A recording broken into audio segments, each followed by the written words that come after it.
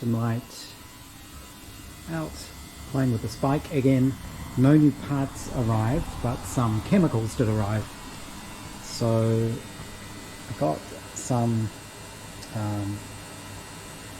methyl salicylate, which is the stuff in wintergreen, and some isopropyl alcohol, and I've made up my solution for softening the rubber boots. We'll see how that goes. I'll leave them in there. I'll check them tomorrow night. Actually, I might check them tonight. They've been in there since lunchtime today. I popped out at lunchtime, prepared that. It's a 3-to-1 mixture, which seems to be the recommended dosage.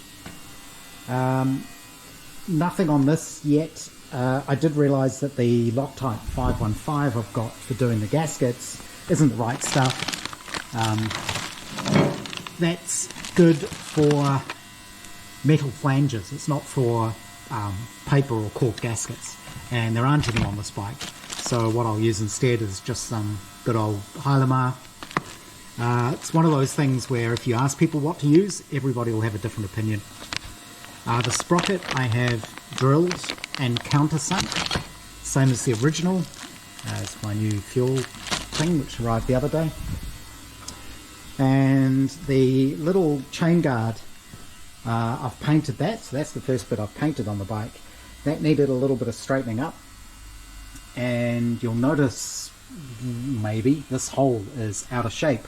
And what I think has happened is the chains come off this bike at some point, which was probably pretty exciting for the person riding it at the time, depending on how fast they were going, but there's evidence of it. So you can see on the crankcase here, there's a big gouge where the chain must have hit the crankcase, come off the front sprocket. There was all the damage to that. The screws holding that on weren't the original screws, they were these Posi-Drive ones. You can tell they're Posi-Drive by the little cross on top of the head. So they've been replaced.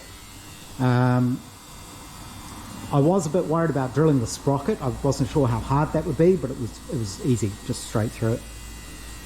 I've been cleaning up other pieces. There's more evidence on this that the chains come off at some point because it's pretty mangled there. You can see where it's all beat up. It's just superficial damage. There's no bending or anything that I can see.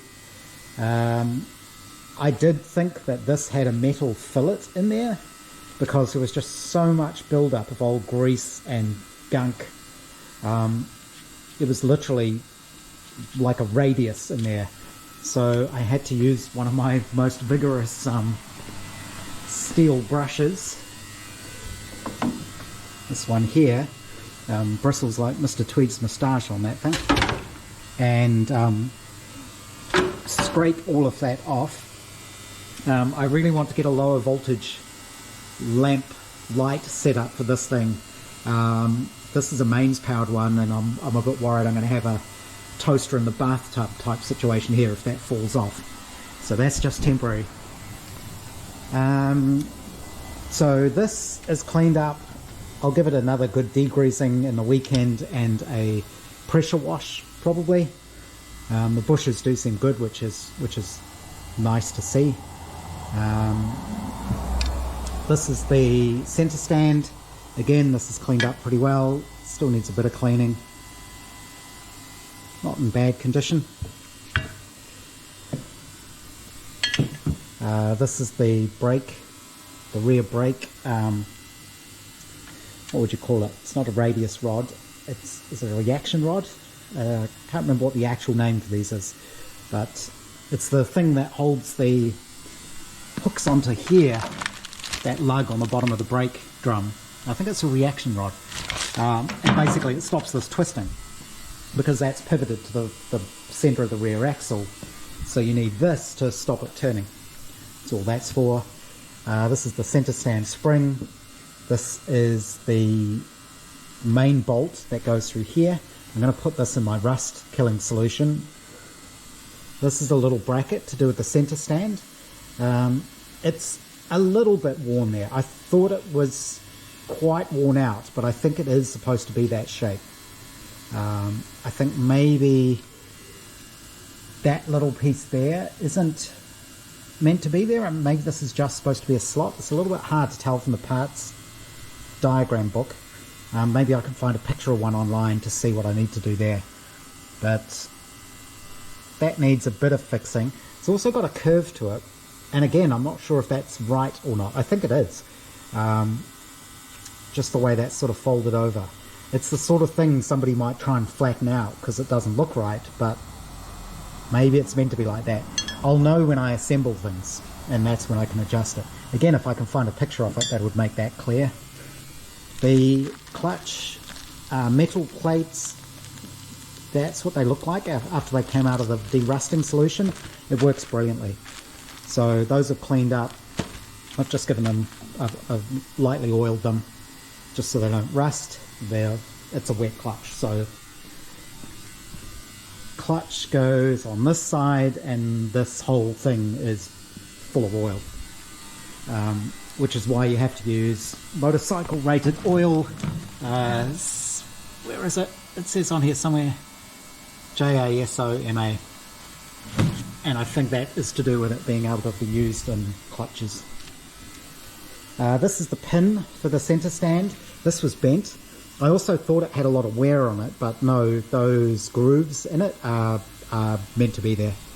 I'm sure there is still a little bit of wear, but again, if you look at the parts diagram, that's it there, you can see those machined grooves. So I guess that's to hold oil or grease. I'll just grease everything up and I'll put it back together. And in the ultrasonic cleaner, I have the sort of side plates. They're alloy. Are they on this diagram? Yeah, these plates here are sitting in there at the moment getting cleaned. These were full of muck. This bike has not had a good clean for many, many years, I would say.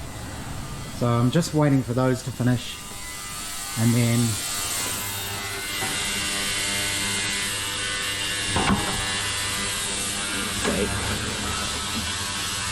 oh yeah, just getting it off. I think just having it soaking in hot, slightly caustic solution is doing most of the work rather than the ultrasonic. And I'll give those a clean up. I'm going to put some of these in the rust killing bath. I've already got something else in there. Oh yeah, that's the rear axle. It's obviously got some surface rust on it because some bubbles are coming up. So that's working really well. And this weekend is supposed to be good, so I am hoping I can get my panel stand down, hang all these up outside, and give them a nice spray of Kill Rust black enamel, which is the same stuff I used on the Kawasaki frame. Just nice gloss black, good solid enamel paint. Takes ages to dry, and I'm going to do the same on this.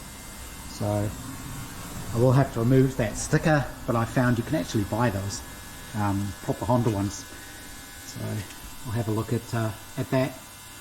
But yeah, this also needs a good degrease. I need to put some penetrant on these because I want to get that off. So ultrasonic done.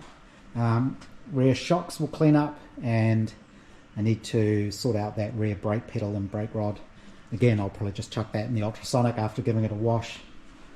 And still need to take apart the, well, not take apart, take off the old rubber on that front tyre. But yeah, I think that's pretty much it for tonight. Like I say, I'm trying to keep these shorter so it doesn't take so long to upload. I won't start assembling this until I've got the seals, and I know I can just assemble it all, and put the top come later, the cylinder. But I can definitely assemble the bottom end, gearbox, clutch, all of that. I also need the clutch discs, which are on the way. The other thing I discovered, I looked up why it is you can actually get these parts. So it turns out that they're not just cheap Chinese copies. Well, they are cheap Chinese copies, but there's a company called Jiling, I think it is, who were actually, or are actually, in partnership with Honda, And so they were making effectively copies of these bikes, including the Twin. So I think the model is a JH, which I guess stands for Jialing Honda 125-33 is their version of the Twin. So they made a lot of those, which is why there are spare parts available and why they fit, because it's basically a Honda license built engine. So that's why you can get those parts, and that's why they work. I think that's all I can say about that. And yeah, I think really that's pretty much all I can do for tonight.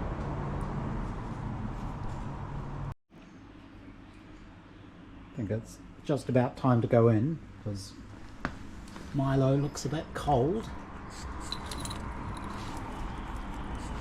But the ultrasonic cleaner finished, so these will come up cleaner. I think they could do with another hour in there probably, just to get some of that real grime and grot out of there. Yeah, just takes it off. So what I've been using to do a lot of this degreasing, my parts washer has got it's like water-based, not solvent-based cleaner in it, because I didn't want a big tank of explodey stuff in here. I didn't want the fumes and that kind of thing. I didn't want all the hassle of disposing of it.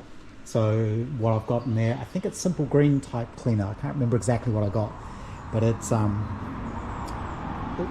far safer, but really it's just a detergent based thing. So to get the real grime and grease off, I've actually been using lacquer thinner with gloves. It does eat the gloves pretty quickly, so you need a lot of gloves, but this is working really well. I would use petrol, because that's the cheapest solvent you can get by a long way, even though everyone complains about the price of petrol. But I think this is just a little bit safer. It's still not ideal, but I'm not drinking the stuff, so you know, it should be okay. And it does the job. It's really helping to get the grime off these bits. But, yeah, I'll it's my in the city day tomorrow, so I won't get much done tomorrow.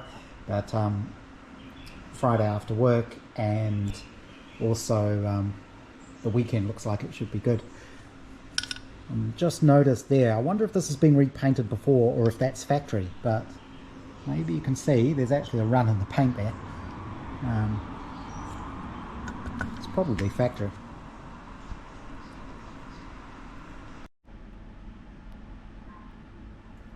One other thing I did tonight was fix my little Dremel Micro, one of those contacts that come off.